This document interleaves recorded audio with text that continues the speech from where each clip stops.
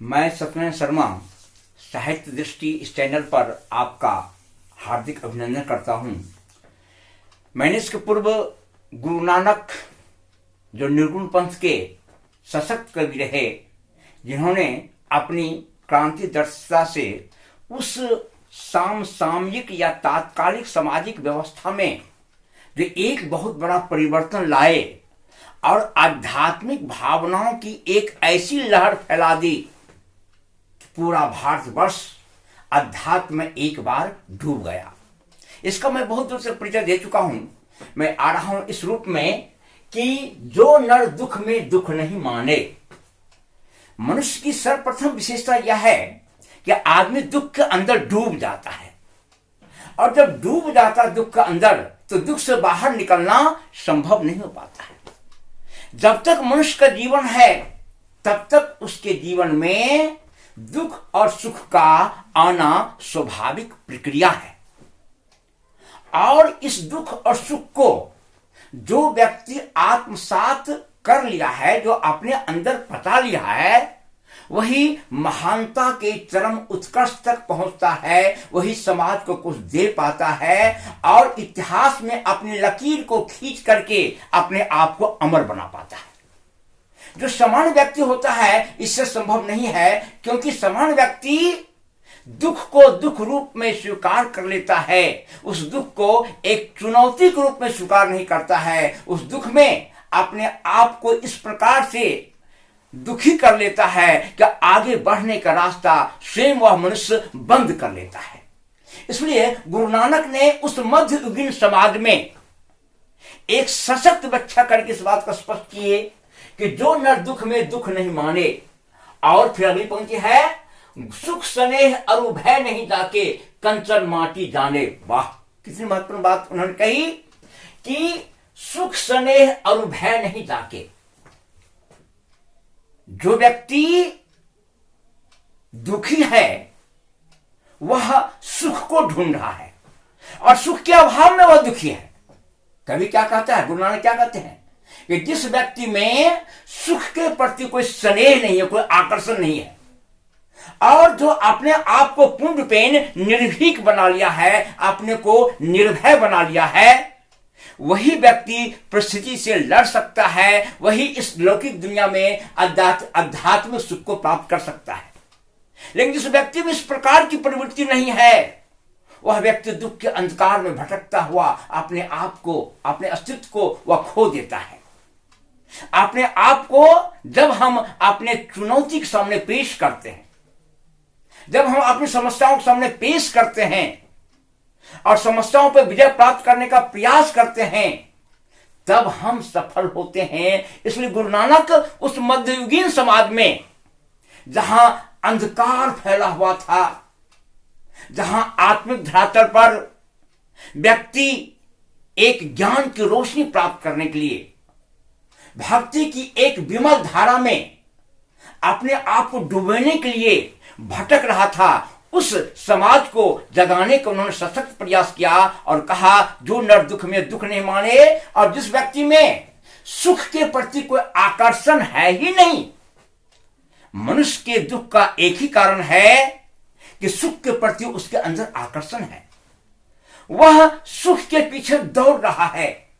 सुख एक आत्मिक अनुभूति है, सुख एक चिंतन का नाम है, सुख एक वैचारिक पक्ष का नाम है। क्योंकि मनुष्य का जीवन शाश्वत नहीं है, मनुष्य परमानेंट नहीं है। वह तो अपनी जीवन यात्रा में आया है और जीवन लीला का अनेक पराकाष्ठाओं को पार करते हुए दुनिया से विदा हो जाना है। और सुख के भावावेश में जब व्यक्ति बंध जाता है तो जीवन के बहुत सारे पक्षों को देख नहीं पाता है। और व्यक्ति भयभीत इसलिए है क्योंकि वह सुख पाने के पीछे दौड़ रहा है, दुख का सामना करने के लिए तैयार नहीं है। हम अगर गुरु नानक की इस पंक्ति की व्याख्या आधुनिक भौतिकवादी व्यवस्था के रूप में करें, आधुनिक मनुष्य के दार्शनिक पक्ष की अर्थ में करें, तो हमें एक विशेष सार गर्भित अर्थ से परिचय प्राप्त होता है, जहां गुरु नानक कहते हैं कि सुख स्नेह भय नहीं जाके। जिस व्यक्ति के मन में सुख के प्रति कोई आकर्षण है ही नहीं, और जो व्यक्ति पूर्ण रूप निर्भय है, निर्भीक है, जो निडर है, जो भय से अपने अंदर किसी प्रकार की भयाक्रांत मन स्थिति को पैदा होने के लिए नहीं देता है, कंचन माटी जाने सोना, उसकी आत्मा, उसका शरीर एक स्वर्ण के सदृश चमकते हुए एक स्वर्णिम युग की ओर प्रस्थान करता है। जीवन में अद्भुत सफलताओं से उसका परिचय प्राप्त होता है और अद्भुत सफलताओं का वह आनंद लेता है। उस आनंद लोक में वह डूब जाता है। कौन व्यक्ति?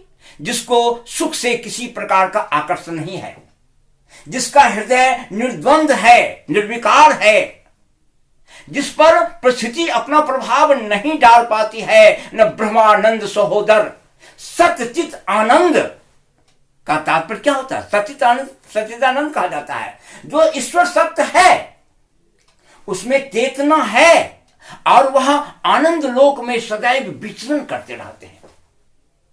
मनुष्य का कमजोर पक्ष क्या है कि आत्मा सत्य है, उसमें चेतना है, लेकिन यह आनंद लोक में विचरण नहीं करता है, क्योंकि दुख को अपने जीवन का निराशा में पक्ष में अपने आप को वह डुबो लेता है, और सुख के प्रति जो उसका आकर्षण होता है यही दुख का कारण बनता है।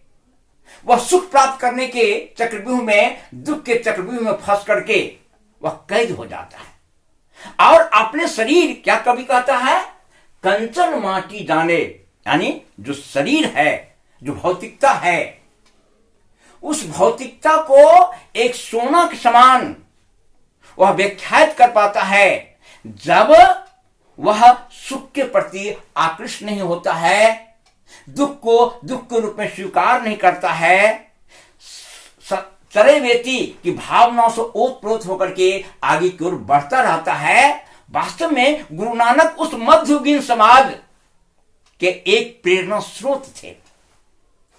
उन्होंने अपने अंदर अनेक प्रकार की धारणाओं को स्थापित करके जनमानस को आगे बढ़ने का एक अवसर दिया, जहां पर कभी आगे कहता है, नहीं निंदा स्तुति जाके लोभ मोह अभिमाना।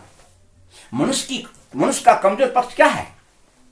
निंदा और स्तुति, यानी प्रशंसा और निंदा के बीच सामान्य व्यक्ति डोलता रहता है। अपनी निंदा को सुनकर के वह आवेशित हो जाता है, प्रशंसा को सुनकर के फूले नहीं समाता है। यानी गीता का जो एक अद्भुत संदेश है कि मान अपमान, हर्ष शोक, जिसमें आदमी सामान्य ढंग से जीता है, अपने आप को पूर्ण रूप में संतुलित बनाकर जीता है, वही व्यक्ति ब्रह्मानंद सहोदर को प्राप्त करता है। वही व्यक्ति अलौकिक आनंद में एक प्रकार से प्रवेश कर पाता है। जब हमारे अंदर प्रशंसा और निंदा की कोई रेखा नहीं रहेगी, हम प्रशंसा को प्राप्त करके भी उसी मनोदशा में रहेंगे जहां हम निंदा को प्राप्त करके रहते हैं। अपनी शिकायत को सुनकर के, यहां पर कबीर ने क्या कहा, निंदक नियरे राखिए आंगन कुटी छबाए, बिन पानी साबुन बिना निर्मल करे सुभाए।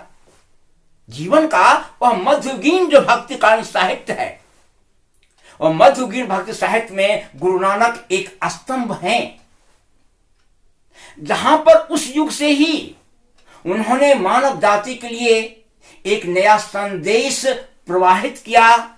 जिस संदेश की धारा में, जिस उपदेश की धारा में, जिस भक्ति की धारा में आज भी व्यक्ति स्नान करके अपनी आत्मा को अलौकिक आनंद प्राप्त करवाता है। अगर उस प्रकार की पंक्ति आज न होती तो आज भी व्यक्ति भौतिकता में भटकते रह जाता। इसलिए वही व्यक्ति महान है जो स्तुति और निंदा में समान ढंग से जीता है, जो अपना अपमान, अपनी निंदा को सुनने की क्षमता रखता है, वह व्यक्ति अपने व्यक्तित्व को पहचानने की भी क्षमता रखता है। जो व्यक्ति अपने निंदा को सुनने के लिए तैयार नहीं है, इसका तात्पर्य यह है उसका व्यक्तित्व बहुत कमजोर है। प्रशंसा में तो प्रसन्नचित्त हो जाता है, लेकिन निंदा में दुखी हो जाता है। तो अलौकिक आनंद या ब्रह्म की सदृश हमारी चेतना तभी जागृत हो सकती है जब स्तुति और निंदा में, प्रशंसा और निंदा में हम अपने अंदर समरस बने रहेंगे।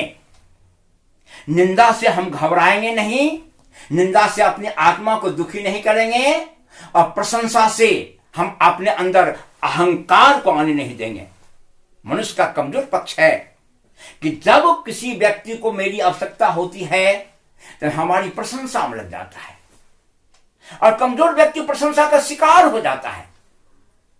निंदा सुनने में आदमी जितना सुरक्षित रह सकता है, प्रशंसा सुनने में सुरक्षित नहीं रह सकता है, क्योंकि प्रशंसा सुनने के बाद आदमी भावुक हो जाता है, अपनी पहचान को मिटा देता है, अपने अंदर वह प्रवेश करके अपने दुर्गुण को निकालने में असफल हो जाता है। इसलिए गुरु नानक ने उस युग में भी कहा इस बात को कि नहीं निंदा स्तुति राके लोभ मोह अभिमाना। जो निंदा में, स्तुति में समान ढंग से आता है, लोभ मोह अभिमाना, तीन चीज मनुष्य का एक बहुत बड़ा कमजोर पक्ष है, और वह कमजोर पक्ष है लोभ मोह अभिमान। लोभ के कारण आज सामाजिक दुर्गति हो रही है। लोभ के कारण जहां व्यक्ति में त्याग की भावना समाप्त हो जाती है, लोभ प्रारंभ हो जाता है, वहीं से उसका नैतिक पतन हो जाता है।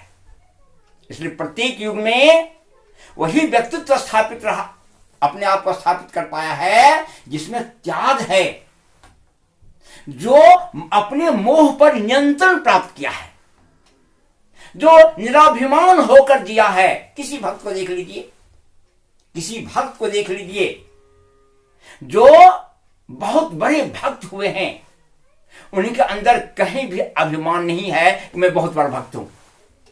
जिस वक्त हमारे अंदर इस प्रकार की प्रवृत्ति आ जाती है कि हमसे बड़ा कोई बड़ा भक्त है ही नहीं, उसी वक्त हमारी भक्ति समाप्त हो जाती है, क्योंकि उसमें एक अहंकार प्रवेश कर गया है।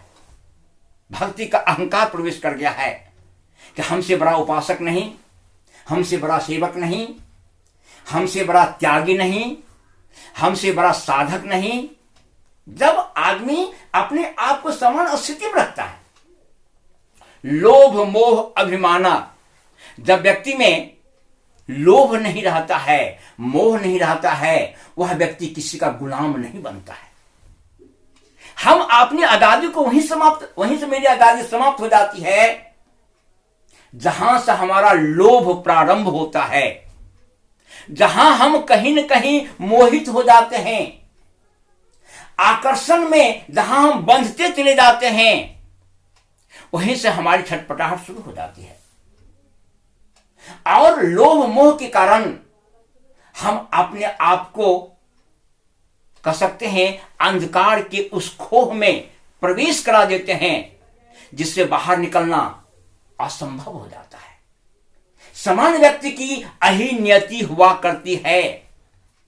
समान व्यक्ति लोभ मोह और अभिमान से अपने आप को मुक्त नहीं कर पाता है। यह मनुष्य का चरित्र का एक कमजोर पक्ष है, जिस बात को गुरु नानक ने स्पष्ट शब्दों में कहा कि नहीं निंदा स्तुति दाके लोभ मोह अभिमाना। जहां पर हम निर्लोभी हो जाते हैं, जहां पर जितना है उसी में हम धैर्य पूर्वक जीते हैं, अधिक चाहत में हम अनेक प्रकार के जहां दुखों का शिकार नहीं हो पाते हैं, मोह के कारण हम अपने आप को जहां खो देते हैं, मोह के कारण जहां हमारे अस्तित्व पर धब्बा लग जाता है, मोह के कारण जहां हम कहीं न कहीं बंध जाते हैं और निर्द्वंद और उन्मुक्त भाव से हम नहीं जी पाते हैं मोह के कारण, मोह संसारिकता का प्रतीक है। और इससे जब हम ऊपर उठते हैं तब पूरा दुनिया एक समान सा प्रतीत होता है। हम उस समान सी प्रतीति में ऊपर उठने का प्रयास करते हैं, हमारी आत्मा निश्चल हो जाती है, हमारे अंदर एक निर्मल भक्ति की धारा प्रवाहित होने लगती है। कब? जब स्तुति से, निंदा से, लोभ से, मोह से हम अपने आप को विमुक्त करते हैं। हर्ष शोक ते रहे न्यारो, नहीं मान अपमाना। गीता का गुरु नानक ने उस कृष्ण के गीता का उपदेश को एक पंजाबी और ब्रज भाषा के माध्यम से जन जन तक पहुंचाने का एक सफल प्रयास किया, जिस प्रयास ने एक नए पंथ को जन्म दिया, जिसमें मैं व्याख्या कर चुका हूं, मनसा बाता कर्मणा, तीनों पर व्यक्ति आधिपत्य स्थापित किया। इसलिए जीवन का जो एक सरस पक्ष है, जीवन का जो एक कर्तव्य भावनाओं से ओतप्रोत पक्ष है, उस पंक्ति की व्याख्या गुरु नानक ने उस मध्ययुगीन समाज में इस रूप में की कि हर्ष शोक ते रहे न्यारो, यानी शोक और हर्ष, मान और अपमान। गीता में श्री कृष्ण ने इसी उपदेश से अर्जुन को प्रेरित किए, हे अर्जुन, कुछ भी नहीं है जो व्यक्ति मान अपमान, हर्ष शोक, स्तुति निंदा दोनों में अपने मनोभाव में समान रूप से रहता है, वही मुझको प्राप्त करता है। कृष्ण के उस गीता को उपदेश को गुरु नानक ने अपनी पंजाबी भाषा और ब्रज भाषा के मिश्रण से एक ऐसे पंथ को स्थापित किया जिस सात्विक भक्ति में आज तक व्यक्ति स्नान कर रहे हैं, आज तक व्यक्ति डूब रहे हैं। जीवन का यही सरस पक्ष है जहां मान अपमान, हर्ष शोक दोनों में हमें समान बने रहते हैं। एक मनुष्य का कमजोर पक्ष देखिए, हर्ष में अभिमान है, हर्ष में, खुशी में, अपने आपे में वह खो जाता है, शोक में वह आत्महत्या कर लेता है, उससे वह मुक्ति पाना चाहता है। मनुष्य का कमजोर पक्ष है। जब तक यह सृष्टि है तब तक हमें हर्ष शोक मान अपमान दोनों का सामना करना पड़ेगा, दोनों के बीच हमें जाना पड़ेगा और दोनों पक्ष के आनंद को अनुभूत करना पड़ेगा। अगर हमारे अंदर मात्र हर्ष ही हर्ष है, शोक से हम भागने का प्रयास करते हैं, जिसका तात्पर्य यह होता है कि हमें उस अलौकिक सत्य को प्राप्त करने की क्षमता नहीं है। जो अलौकिक सत्य इस बात को हमें प्रेरित करता है कि हर्ष शोक मान अपमान में समान बने रहो, यह जीवन का लीला है, जीवन का रूप है। इससे हम अपने आप को अलग नहीं कर सकते हैं। फिर आगे कवि इस बात को कहता है कि आशा मनसा सकल त्याग के जगते रहे निराशा, यानी आशा मनसा सकल त्याग के, यानी जहां हमारे अंदर एक निर्विकार भावना है, आशाओं और निराशाओं के भंवर जाल में जहां हम फंसते नहीं हैं, जहां इस प्रकृति के शाश्वत सत्य को चुपचाप स्वीकार करके आगे की ओर बढ़ते चले जाते हैं, यही जीवन का एक सरस भक्ति पक्ष है कि हम आनंद का अनुभूति लगातार करते चले जाते हैं। मैंने इस वक्त कहा सत्य चित आनंद में शांत है। ईश्वर सच्चिदानंद इसलिए है कि वह प्रत्येक अवस्था में आनंदित हैं और हम परिवेश में बंध जाते हैं। लगता है कि सारी दुनिया मेरी है और दुनिया से विदा होंगे तो बहुत सारी चीज लेकर जाएंगे। जब जीवन एक यात्रा है तो इस प्रकार की यात्रा में उथल पुथल होने की संभावना है।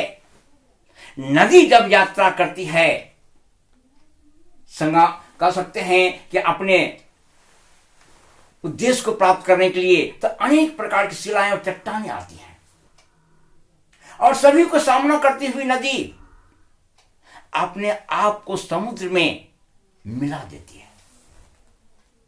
यह आत्मा परमात्मा से मिलने के लिए बार बार आकुल व्याकुल है। कबीर ने इसी बात को कहा, साईं को पत्या लिखूं जाके बसे विदेश, तन में मन में नैन में ताको कहां संदेश। यानी उस अलौकिक पिता परमेश्वर कबीर की भक्ति और गुरु नानक की भक्ति दोनों निर्गुण पंथ का द्योतक है। जैसे मैंने प्रथम व्याख्या कर चुका हूं कि कबीर का जन्म इनसे पहले हुआ था और इनका जन्म बाद में हुआ था, और उस परिस्थिति का अध्ययन करके समाज को इन्होंने एक अनमोल रत्न दिया, इस अर्थ में कि आशा मनसा सकल त्याग के, यानी आशा मन में जो अनेक प्रकार की भावनाएं उठती है उसको त्याग के जगते रहे निराशा, जग से पुण्य पे निर्द्वंद रहा, क्योंकि आज न कल यहां से हमारा अस्तित्व समाप्त हो जाएगा। हम किस दुनिया से लोभ किस बात का है? हम क्यों लोभ मोह का शिकार होकर के अपनी कंचन काया को, अपने स्वर्णिम आत्मा को, चमकती हुई आत्मा को कलुषित क्यों करें? क्यों उसमें हम धब्बा पहुंचाएं? इसलिए गुरु नानक इस बात को कहा कि आशा मनसा सकल त्याग के जगते रहे निराशा, काम क्रोध जही परसे नाहिन ते घट ब्रह्म निवासा। वाह, काम क्रोध का शिकार जन समान व्यक्ति होता है, और काम क्रोध के कारण ही इस संसार में हम पूर्ण रूपेण बंधे रह जाते हैं। हम ब्रह्म के आनंद को प्राप्त नहीं कर पाते हैं, क्योंकि क्रोध का शिकार हम हो जाते हैं।